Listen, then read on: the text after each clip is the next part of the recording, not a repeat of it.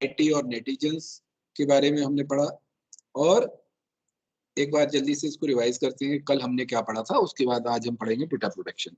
तो digital footprint, जब भी हम इंटरनेट को सर्च करते हैं कंप्यूटिंग डिवाइसेस के माध्यम से, तो जो भी हमारी एक्टिविटीज हैं उनकी ट्रेल या तो हमारी कंप्यूटिंग डिवाइसेस में या फिर इंटरनेट पे सर्वर पे स्टोर हो जाती है। तो उस ट्रेल को बोला जाता है डिजिटल फुटप्रिंट्स, यानी हम इंटरनेट पे जो भी काम करते हैं वो कहीं ना कहीं उसका रिकॉर्ड रह जाता है। तो यहाँ पर आप एक सिंबल भी देख रहे हैं, ये जैसे हमारे पैरों के निशान बनने हैं कि हमने फेसबुक यूज किया या व्हाट्सएप चलाया या कोई वेबसाइट दूसरी सर्च की। तो ये जो डिजिटल फुटप्रिंट्स हैं, इनको दो दो तरह के दो पार्ट्स में बांटा गया है, एक एक्टिव डिजिटल फुटप्रिंट्स और एक पैसिव डिजिटल फुटप्रिंट। तो एक्टिव डिजिटल फुटप्रिंट्स वो हैं जो हम इंटेंशनली कोई डेटा अगर शेयर कर रहे हैं इंटरनेट पर, तो वो एक्टिव डिजिटल फुटप्रिंट बनाएगा। और जस्ट वेब को सर्च करने पर अनइंटेंशनली जो डेटा हमारा इंटरनेट पे जा रहा है हमारी एक्टिविटीज का, अगर वो डिजिटल फुटप्रिंट बना रहा है, वो ट्रेल क्रिएट कर रहा है, तो वो पैसिव डिजिटल फुटप्रिंट होगा। तो बस डिजिटल फुटप्रिंट्स में डिफरेंस ये है कि अगर हम इंटेंशनली कर रहे हैं तो वो एक्टिव डिजिटल फुटप्रिंट्स हैं, और अनइंटेंशनली अगर हमारी ट्रेल क्रिएट हो रही है तो वो पैसिव डिजिटल फुटप्रिंट्स है। और ये भी क्वेश्चन आता है कि अगर हम उसको अपनी डिवाइस से हम सर्च हिस्ट्री में जाके डिलीट कर दें तो क्या वो वहां से डिलीट हो जाएगा? तो ऐसा ये लगभग असंभव है, इम्पॉसिबल है कि आपका डेटा इंटरनेट से डिलीट हो जाए, क्योंकि आप अपनी डिवाइस से तो हटा सकते हैं, लेकिन जो सर्वर साइट पे जो आपकी ट्रेल्स, आपकी एक्टिविटीज, आपने कौन सी वेबसाइट विजिट की है, वो जो इन्फॉर्मेशन सेव हुई है सर्वर साइट पर, और सर्वर से कहाँ कहाँ वो और दूसरी जगह कॉपी हो गई है, इसको डिसाइड करना मुश्किल होता है। इसलिए it is approximately impossible to erase the digital footprints. हमने उसमें देखा था नेक्स्ट टॉपिक डिजिटल सोसाइटी। तो वो सारे एक ऐसा समाज जो डिजिटल तकनीक का प्रयोग करता है और इंटरनेट का यूज करता है, वो डिजिटल समाज कहलाता है, डिजिटल सोसाइटी कहलाती है।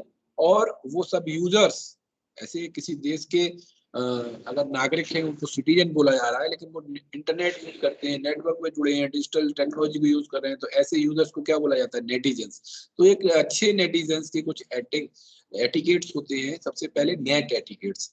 तो नेट एटिकेट्स में क्या आता है कि be ethical, be respectful and be responsible.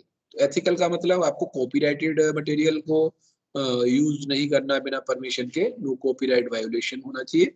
And share your expertise. ऐसा नहीं है कि अगर आप किसी विषय में आपको बहुत ज्ञान है तो आप उसको शेयर करते हैं तो वो अच्छी बात है, लेकिन किसी और की बौद्धिक संपदा को या कॉपीराइटेड मटेरियल को बिना परमिशन के यूज करना वो गलत है। तो आपको एथिकल रहना है, रेस्पेक्टफुल रहना है, किसी की प्राइवेसी का सम्मान करना है, और समाज में जो अलग अलग तरह की विविधता है उस डाइवर्सिटी को सम्मान करना है।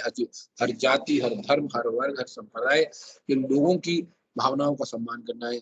एंड बी रिस्पॉन्सिबल, और जिम्मेदार बनना है। अवॉइड साइबर बुलिंग, जो इंटरनेट के ऊपर गाली गलौज है, अभद्र भाषा का प्रयोग है, उससे बचना है।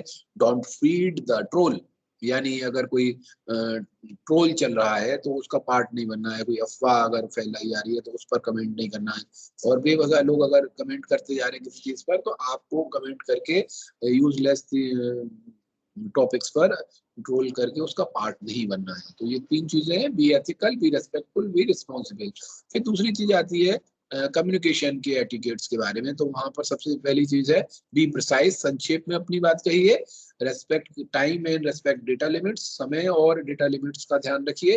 बी पोलाइट, विनम्र रहिए। और बी क्रेडिबल, और भरोसेमंद रहिए। और जो आपकी जानकारी में बिल्कुल सही तथ्य हैं उन्हीं को शेयर करना चाहिए। तो बी क्रेडिबल। और तीसरा है आपका सोशल मीडिया एटिकेट्स। तो सोशल मीडिया एटिकेट्स में दो चीजें हमें ध्यान रखनी है कि पहले हमें सिक्योरिटी अपनी रखनी है, बी सिक्योर, और फिर बी रिलायबल।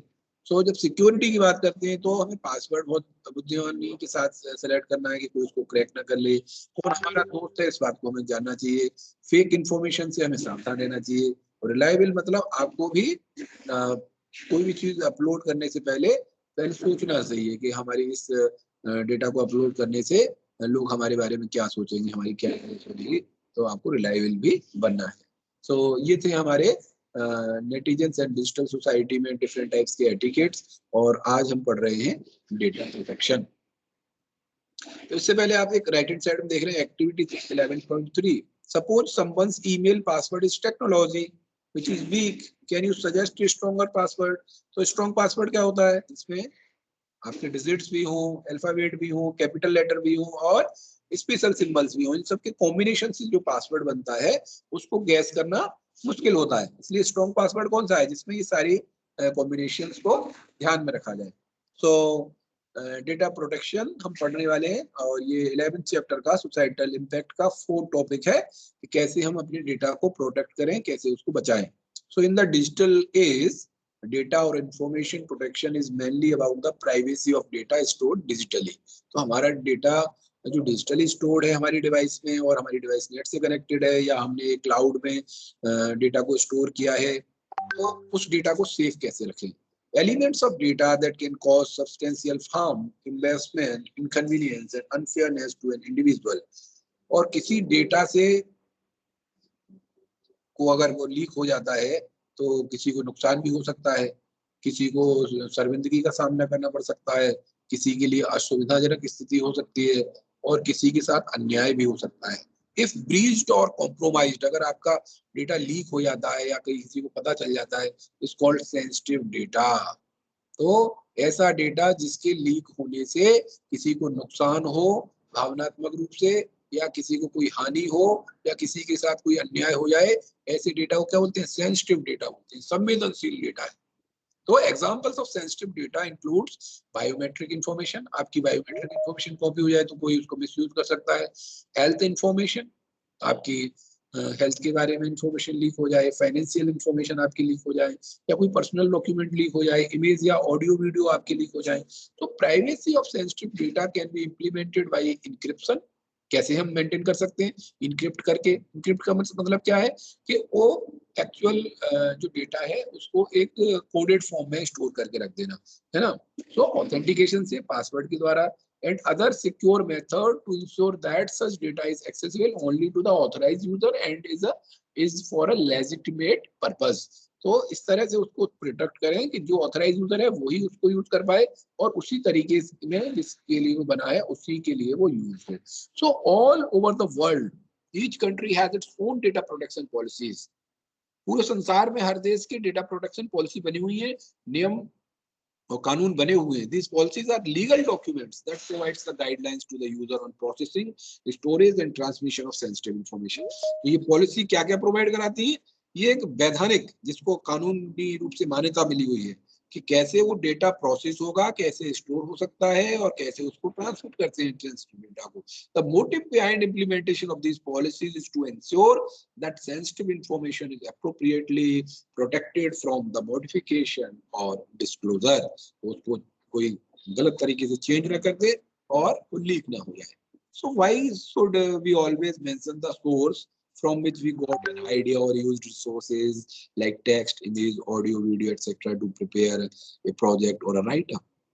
सोचिए इसके बारे में। एक एनसीईआरटी कह रहे हैं कि इस बारे में सोचिए कि ऐसा क्यों होता है कि जब भी हमें कोई आइडिया मिलता है तो उसका सोर्स हमें क्यों बताना पड़ता है, क्योंकि वो जो मटेरियल है वो या तो किसी की इंटेलेक्चुअल प्रॉपर्टी हो सकती है, बौद्धिक संपदा हो सकती है, उसका खुद का सृजन हो सकता है वो, तो उसको बोलेंगे कि वो उसकी बौद्धिक संपदा है। या हो सकता है वो कॉपीराइटेड मटेरियल, किसी ने उसका कॉपीराइट ले रखा हो, या कॉपीराइट के अलावा क्या बोलते हैं, ट्रेडमार्क उसका ले रखा हो। तो अगर इस तरह से हम किसी के ट्रेडमार्क मटेरियल को, कॉपीराइटेड मटेरियल को या आईपीआर इंटेलेक्चुअल प्रॉपर्टी को अगर यूज कर रहे हैं तो पहले उसको क्रेडिट देना या उससे परमिशन लेना जरूरी है। तो अभी वही चीज आ रही है। सबसे पहला जो कंसेप्ट है वो है इंटेलेक्चुअल प्रॉपर्टी राइट।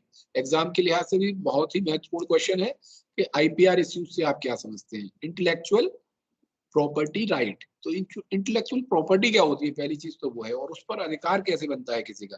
तो बौद्धिक संपदा यानी अपनी बुद्धि का इस्तेमाल करके आपने कोई नया सृजन किया है, आपने कोई गीत लिखा है, कोई कविता लिखी है, कोई वीडियो बनाया है या कोई डिजाइन बनाई है या कोई भी ऐसा काम किया है, कोई भी ऐसा आइडिया आपके पास है जो आपका खुद का आइडिया है, तो उस पर आपका एक अधिकार बनता है। So when someone owns a house और a motorcycle we say that a person owns that property. जब कोई व्यक्ति है कोई नया मकान खरीदता है या नई मोटरसाइकिल खरीदता है तो हम कहते हैं भाई इसने खरीदी है, ये इसकी प्रॉपर्टी है। Similarly if someone comes out with a new idea, अगर कोई अपने एक नए विचार के साथ आता है कि ऐसा भी हो सकता है, so this original idea is that personal intellectual property. तो वो जो आइडिया है वो उसकी बौद्धिक संपदा है किसी व्यक्ति की। Intellectual property refers to the inventions, literary, artistic expression and design, symbols, names and logos. इसके अंदर क्या क्या आ सकता है? उदाहरण के लिए कि आपने कोई नया आविष्कार कर दिया, या आपने कोई साहित्यिक सृजन कर दिया, गीत लिखा, कविता लिखी, या कोई कलात्मक कोई डिजाइन बनाई, या कोई सिंबल बनाया ऐसा जो पहली बार बना है, या किसी का नया नामकरण किया आपने, या कोई लोगो बनाया। सो इस तरह के सृजन को हम बोलते हैं बौद्धिक संपदा। So the ownership of such concept lies with the creator. तो जो जिसने बनाया है उसके पास उस चीज के अधिकार होते हैं, और holder of the intellectual property, तो उस बौद्धिक संपदा का अधिकार उसके पास होगा जिसने इसका सृजन किया है। So this enables the creator और copyright owner to earn recognition और financial benefit by using their creation और इन्वेंशन। ये अधिकार क्या करता है, क्या फायदे हैं, इस अधिकार का लाभ क्या है? तो लाभ ये है कि इस अधिकार का प्रयोग करके जिसका ये आइडिया है, जिसकी ये डिजाइन है, जिसकी ये इंटेलेक्चुअल प्रॉपर्टी है, या तो वो प्रसिद्धि पा सकता है, अपनी पहचान, उसको अलग एक पहचान मिलेगी। एक तो पहचान की बात हो गई, दूसरा आर्थिक रूप से भी उसको लाभ हो सकता है, फाइनेंशियल बेनिफिट भी हो सकता है। तो intellectual property is legally protected through copyrights, patents and trademarks. तो ये जो बौद्धिक संपदा है उसको वैधानिक रूप से, कानूनी रूप से कैसे सुरक्षा प्रदान की गई है? या तो कॉपीराइट के माध्यम से पेटेंट्स करा लीजिए, या ट्रेडमार्क के, या तो ट्रेडमार्क दे दिया कि ये इनके ट्रेडमार्क रजिस्टर्ड है इनके नाम से, या पेटेंट इनके नाम से रजिस्टर्ड है, या कॉपीराइट इनके पास है, तो इनकी बिना परमिशन के आप इसको कॉपी नहीं कर सकते। सो पहला हम पढ़ रहे हैं, पहला मेथड जो हमें जो आईपीआर है, जो इंटेलेक्चुअल प्रॉपर्टी है, उसको वैधानिक अधिकार प्रदान करता है, वो पहला है। हाँ जी बताइए। सर ये कौन सा पढ़ा रहे हो? हमारे साथ कौन सा चैप्टर पढ़ा रहे हो? हाँ, हम पढ़ रहे हैं 11वां चैप्टर एनसीईआरटी बुक का, जिसका नाम है सोसाइटल लॉ एंड इम्पैक्ट। तो सोसाइटल इम्पैक्ट एनसीईआरटी है, और यूनिट का नाम है हमारा सोसाइटी लॉ एंड एथिक्स। तो इसके अंदर हम पढ़ रहे हैं कि डिजिटल फुटप्रिंट्स क्या होते हैं। अर्पिता सिंह और प्रियांशी मी नाम से जुड़ी हुई है, और हमने कल पढ़ा था डिजिटल फुटप्रिंट्स क्या होते हैं, यानी इंटरनेट के ऊपर हम जो भी एक्टिविटी करते हैं वो कहीं ना कहीं रिकॉर्ड हो जाती है, उसको डिजिटल फुटप्रिंट्स बोला जाता है। वो दो तरह के होते हैं, एक्टिव डिजिटल फुटप्रिंट और पैसिव डिजिटल फुटप्रिंट। तो अगर इंटेंशनली अगर आप अपना डेटा इंटरनेट पे छोड़ रहे हैं उसको बोलेंगे एक्टिव फुटप्रिंट्स, और अनइंटेंशनली अगर डेटा स्टोर हो रहा है कहीं पर तो वो होगा पैसिव डिजिटल फुटप्रिंट।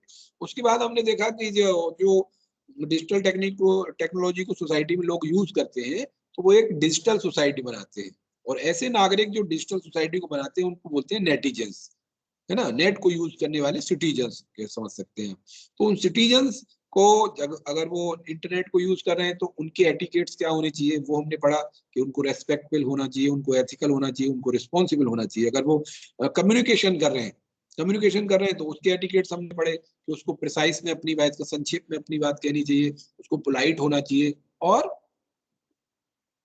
पहले तो संक्षिप्त में अपनी बात कहेंगे, फिर विनम्रता के साथ कहेंगे, और क्या कहेंगे, तीसरी चीज क्या कहेंगे बताओ? बी क्रेडिबल, भरोसेमंद बनना है, गलत इंफॉर्मेशन को आगे नहीं बढ़ाना है। और जब सोशल मीडिया एटिकेट्स की बात कर रहे हैं तो पहले तो हमें बनना है सिक्योर होना है, पहले अपनी इंफॉर्मेशन को बचाना है, और फिर हमें रिलायबल बनना है, और हमको कोई गलत इंफॉर्मेशन सोशल मीडिया पे नहीं डालनी है। ये एटिकेट्स पढ़े, और अभी वर्तमान में आप जो अभी आप जुड़ी हैं थोड़ी देर पहले, तो वो हम पढ़ रहे हैं हम intellectual property rights. Intellectual property rights में डेटा प्रोटेक्शन के अंदर हम पढ़ रहे हैं, इसमें कोई बौद्धिक संपदा जो किसी व्यक्ति ने अपने दिमाग से उसका सृजन किया है, चाहे वो कोई आइडिया हो, चाहे गीत हो, या किसी ने अपने गाना भी रिकॉर्ड किया हुआ है तो वो भी उसकी इंटेलेक्चुअल प्रॉपर्टी है। और कोई डिजाइन है, पेटेंट्स है, ऐसी बहुत सारी चीजें हो सकती हैं। तो उनको तीन तरह के वैधानिक या कानूनी उनको सुरक्षा प्राप्त है। तो पहला तरीका है उसका कॉपीराइट करा लेना उसका। So copyright grants legal rights to the creators for their original works like writing, photographs, audio recording, video, sculptures, कोई मूर्ति आपने बनाई है, architectural works, computer software बनाया आपने, and other creative works like literary and artistic work. तो कोई भी आपकी भौतिक संपदा को कॉपीराइट क्या करता है, एक वैधानिक मान्यता प्रदान करता है. So copyrights are automatically granted to the creators and authors. ये अपने आप मिल जाते हैं, इसके लिए कुछ अप्लाई नहीं करना पड़ता, ऑटोमेटिकली ग्रांट हो जाते हैं. जिसने बनाया है उसको या जिसने लिखा है, कोई पुस्तक लिखी है तो कॉपीराइट उसके पास ही रहेगा. So copyright law gives the copyright holder a set of rights that they alone can avail legally. The rights includes rights to copy, reproduce a work, किसी काम को आप उसकी कॉपी बना सकते हैं. Right to create derivative works based upon it, यानी कोई गीत आपने लिया कहीं से सुना और उस पर आधारित एक नया गीत बना दिया, या एक डिजाइन का कुछ थोड़ा सा पार्ट कहीं से कॉपी किया और उसमें अपना जोड़ के नई डिजाइन बना दी. तो पहले से जो डिजाइन है उसका यूज करके अगर आपने नई बनाई है तो वहां पर भी उसको ओरिजिनल क्रिएटर को उसका बेनिफिट जाएगा. Right to redistribute copies of work to the public, public को उसकी कॉपी दे सकते हैं कॉपीराइट में. राइट टू पब्लिकली डिस्प्ले और perform the work, so it prevents others from copying. इससे होता क्या है, दूसरों को कॉपी करने से रोकता है.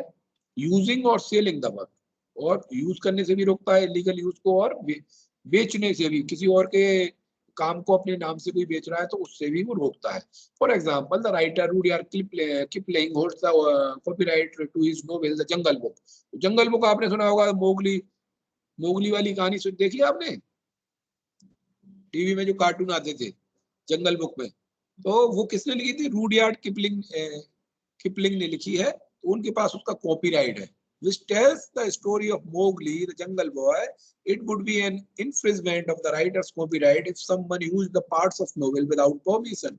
So to use others copyrighted material one needs to obtain license from them. तो किसी का कॉपीराइटेड मटेरियल यूज करना है तो वहां से उन्हें परमिशन लेनी पड़ेगी. दूसरा है आपका पेटेंट. तो ये patent is usually granted for invention. जो इन्वेंशन हो रहे हैं, जो आविष्कार हो रहे हैं, उसके लिए जनरली पेटेंट ये कराया जाता है. तो अनलाइक कॉपीराइट के विपरीत the inventor needs to apply for patenting for invention. तो जिसने वो आविष्कार किया है, आविष्कारक को फॉर्म भर के अप्लाई करना पड़ता है पेटेंट लेने के लिए. When patent is granted, the owner gets an exclusive right to prevent others from using and selling. और जैसे पेटेंट मिल जाता है तो उस ओनर को ये राइट मिल जाता है कि कोई और उसको यूज नहीं कर सकता, कोई उसको बेच नहीं सकता बिना परमिशन के. सो और डिस्ट्रीब्यूटिंग द प्रोटेक्टेड इन्वेंशन, और उसको डिस्ट्रीब्यूट भी नहीं कर सकता, किसी और को भी नहीं शेयर कर सकता. Patent gives full control to the patentee to decide whether और how the invention can be used by others. तो ये जिसने इन्वेंशन किया है वो डिसाइड करेगा कि दूसरे लोग उसको यूज करेंगे या नहीं करेंगे. अगर करेंगे तो किन शर्तों के साथ करेंगे. So thus it encourage the inventor to share their scientific और टेक्नोलॉजिकल फाइंडिंग विद अदर्स.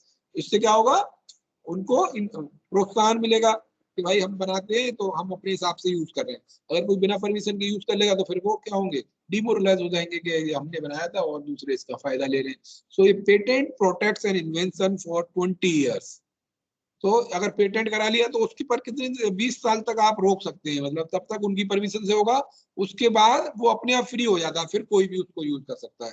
तो रिकॉग्निशन एंड और financial benefit foster the right environment and provides motivation for more creativity and innovation. तो इस तरह से पेटेंट ज्यादा creativity और के लिए मोटिवेट करता है. जैसे अभी देखें वैश्विक महामारी को कोविड के टाइम पर वैक्सीन बनानी थी, तो वैक्सीन का प्रोडक्ट शुरू में क्या हुआ कि बड़े बड़े देशों ने, जो अमेरिका जैसे देशों ने क्या किया, उसका पेटेंट करा के वो उसको बेचने लग रहे थे. तो सबसे पहले इंडिया ने कहा कि क्यों ना ये जो पेटेंट है उसको बाकी देशों के साथ शेयर किया जाए इस इन्वेंशन को. तो उससे बहुत लार्ज स्केल पर जो है क्या हुआ, वैक्सीन बनने लगी दूसरे देशों में और थोड़ी सी बीमारी को कंट्रोल करने में सहायता मिली, है ना. तो अभी जो जिसने वैक्सीन बनाई है वो पेटेंट कितने साल तक रख सकता है, अगर चाहे तो, किसी और से शेयर न करना चाहे तो 20 साल तक उसको पेटेंट करके रख सकते हैं, उसके बाद वो अपने आप फ्री हो जाता है. तीसरा है trademark. So trademark includes any visual symbol, कोई विजुअल सिंबल किया या वर्ड लिया या नाम लिया, डिजाइन है, स्लोगन है, लेवल है, दैट डिस्टिंग्विशेस द ब्रांड और commercial enterprise from other brands और कॉमर्शियल एंटरप्राइजेस। तो ऐसा कोई चिन्ह, कोई डिजाइन, कोई कोई नाम या कोई सिंबल जो आपको अलग करता है दूसरे ब्रांड या कॉमर्शियल एंटरप्राइज से, वो क्या कहलाता है? Trademark. So for example, no company other than Nike can use the Nike brand to sell the shoes or clothes. It also prevents other from using a confusingly similar mark, including words or phrases. एक चीज आपने देखी होगी, आगरा की तरफ जाते हैं जब इधर यहाँ से फिरोजाबाद से, तो रास्ते में कई जगह लिखा रहता है पंछी पेठा। तो वो ध्यान से देखेंगे तो जो ओरिजिनल पंछी पेठा है, जो ट्रेडमार्क रजिस्टर्ड है आगरा वाले ब्रांड के साथ, तो उसमें कुछ ना कुछ वो चेंज कर देते हैं। तो हर बार वो कोर्ट में जाते हैं, कहते हैं ये तो हमारा रजिस्टर्ड ट्रेडमार्क है पंछी वाला, तो फिर वो बंद हो जाती है दुकानें, फिर थोड़ा सा और नकल करके ले आते हैं। तो वो ये कहता है ट्रेडमार्क का जो राइट है कि ना तो आप उस ट्रेडमार्क को यूज करेंगे, बस उससे मिलते जुलते सिंबल को भी नहीं यूज कर सकते। For example, confusing brands like Nike की स्पेलिंग बदल दी, के एक्स्ट्रा लगा दिया, can not be used. However it may be possible to apply for the Nike trademark for unrelated goods like notebook. लेकिन ये कर सकते हैं कि आप नाइकी जूते का है, अगर नाइकी वाले अगर कोल्ड ड्रिंक निकाल लें तो उसके लिए नाइकी वर्ड को यूज कर सकते हैं अनरिलेटेड गुड्स के लिए। ये समझ में आए? तीन तरह से हम इंटेलेक्चुअल प्रॉपर्टी को सेव करने के हमें राइट्स मिलते हैं, कॉपीराइट के थ्रू और पेटेंट्स के थ्रू और ट्रेडमार्क के थ्रू। तो जब हम वायोलेशन होता है आईपीआर का, इंटेलेक्चुअल प्रॉपर्टी का जब वायोलेशन करते हैं तो क्या होता है? तो पहली घटना होती है प्लेजियरिज्म। तो इसका क्वेश्चन बहुत आता है, प्लेजियरिज्म से आप क्या समझते हैं? इसको बोलते हैं साहित्यिक चोरी। यानी किसी और ने कोई रिसर्च किया, उसकी रिसर्च थीसिस को चुरा लिया गया और अपने नाम से दिखा दिया गया। किसी ने कोई गीत लिखा और अपने नाम से किसी ने डाल दिया, किसी ने कविता लिखी उसके नाम से डाल दिया, तो वो क्या बोली जाती है? प्लेजियरिज्म या साहित्यिक चोरी। क्या बोलते हैं इसको? अभी हमारे साथ 3 विद्यार्थी जुड़े हुए हैं, मयंक कुमार सिंह, अर्पिता सिंह और प्रियांशी मीना, और हम पढ़ रहे हैं plagiarism. So plagiarism is an act of stealing someone's intellectual property like personal creation, जैसे कि आपने किसी का गाना चोरी कर लिया या किसी की थीसिस चोरी कर ली। सो देखिए उन्होंने क्या कहा, with the availability of internet we can instantly copy और share text, picture and video. तो हम इंटरनेट से हम टेक्स्ट भी कॉपी कर लेते हैं, पिक्चर भी ले लेते हैं, वीडियो भी ले लेते हैं। तो प्रेजेंटिंग समवन्स एल्स आइडिया और work as one's own idea और वर्क इज कॉल्ड प्लेजियरिज्म। तो किसी और के काम को अपना काम बताकर प्रस्तुत करने को क्या बोलते हैं? साहित्यिक चोरी या plagiarism. So if we copy someone contents from internet but do not mention the source or original creator, then it is considered as an act of plagiarism. अगर हम इंटरनेट से कोई चीज चुरा लेते हैं, जैसे आपका एनुअल प्रोजेक्ट बनना है और आपने नेट से चुरा लिया और अपना नाम लिख के दे दिया, तो आपने क्या किया? प्लेजियरिज्म किया। किसी और ने प्रोजेक्ट बनाया और आपने उस पर नाम अपना डाल के स्कूल में सबमिट कर दिया, तो वो क्या कहलाएगी? वो काम किस में आएगा? प्लेजियरिज्म का एक्ट बोला जाएगा। So further, if someone derives an idea or product from an already existing idea or product, but instead presents a new idea, then also it is a plagiarism. इसका मतलब क्या है कि आपने थोड़ा सा उसमें चेंज करके उसको, मतलब आइडिया वहां से ले लिया और उसमें जैसे कोई गाना पहले से बना हुआ है, उसमें थोड़ा सा फेरबदल करके आपने कह दिया ये तो मेरा गाना है, तो वो भी साहित्यिक चोरी है, क्योंकि मेन आइडिया आपका वहीं से लिया गया है। So it is a serious ethical. जैसे आपने प्रोजेक्ट का पूरा कोड तो ले लिया नेट से और वहां पे बस लिख दिया क्रिएटेड बाई, या अपना स्कूल का नाम बदल दिया, किसने बनाया वो बदल दिया, तो फिर कह दिया ये तो नया है, थोड़ा सा हमने एक फीचर और जोड़ दिया है इसमें। जैसे आपके सॉफ्टवेयर में 8 फीचर्स थे, तो आपने एक फीचर अपना जोड़ के 9 और उसी प्रोजेक्ट को दिखा दिया, तो वो क्या है? वो भी प्लेजियरिज्म है। So it is a serious ethical offence. ये गंभीर प्रवृत्ति का अपराध है। Sometimes considered as an fact of fraud, इसको फ्रॉड भी बोलते हैं। तो even if we take contents that are open for public use, we should cite the author और सोर्स टू अवॉइड प्लेजियरिज्म। तो हम ऐसा कोई भी डेटा इंटरनेट से ले रहे हैं जो पब्लिकली अवेलेबल है, तो भी हमें उसका लेखक का नाम या जिस स्रोत से हमने लिया है उसको मेंशन करना जरूरी होता है। नेक्स्ट है कॉपीराइट इन्फ्रिंजमेंट। अगर कॉपीराइट अगर आप किसी का कॉपीराइटेड मटेरियल है और फिर उसको आप यूज कर रहे हैं तो उसको क्या बोलते हैं, कॉपीराइट इन्फ्रिंजमेंट। तो copyright infringement is when we use others personal work without obtaining their permission to use or we have not paid for it if it is being sold। तो ऐसा कोई कॉपीराइटेड मटेरियल है तो या तो हमने बिना परमिशन के यूज कर लिया तो भी कॉपीराइट इन्फ्रिंजमेंट हो जाएगा। अगर हमने परमिशन तो ले ली लेकिन कुछ लोग कहते हैं पर हमको उसकी, अगर हमारे मटेरियल को कोई यूज कर रहा है तो उसकी कॉस्ट है, उतने पैसे देने हैं और पैसे आपने पेड नहीं किए, परमिशन ले ली थी लेकिन उसको पेमेंट नहीं किया तो भी कॉपीराइट इन्फ्रिंजमेंट बोला जाएगा। So suppose we download an image from the internet and use it in our project, but if the owner of the copyright of the image does not permit its free uses, then using such an image even after giving references of the image in our project is a violation of copyright। तो कोई ऐसी picture हमने download कर ली जो payment basis पे net पे available थी और आपने लिख भी दिया कि मैंने वहां से ली है तो भी, क्योंकि वो फ्री नहीं थी, पेमेंट बेसिस थी, तो भी वो वायोलेशन ऑफ कॉपीराइट होगा। तो just because it is on the internet does not mean that it is free of for use. Hence, check the copyright status of the writer's works before using it to avoid the plagiarism. Third is trademark infringement. So trademark infringement means unauthorized use of others' trademark on products and services. An owner of a trademark may commence legal proceedings against someone who infringes its registered trademark. तो trademark को बिना आप permission के किसी और product के trademark को use नहीं कर सकते। उसके लिए भी आपको क्या करना पड़ेगा, पहले परमिशन लेनी पड़ेगी। ठीक है, तो ये था हमारा IPR issues and violation of IPR. इसको पढ़िएगा और इसमें कोई डाउट हो तो पूछ लीजिएगा। ठीक है, कल हम पढ़ेंगे कौन कौन से लाइसेंसेज हैं। यहाँ तक कोई डाउट किसी को? Public access and open source software कल हमारा टॉपिक रहेगा। इसको एक बार रीड कर लीजिएगा, थ्योरेटिकल चैप्टर है। उसके बाद हम आगे बढ़ेंगे जो भी इस चैप्टर में है। तो ये स्टॉप रिकॉर्डिंग कर दिया मैंने।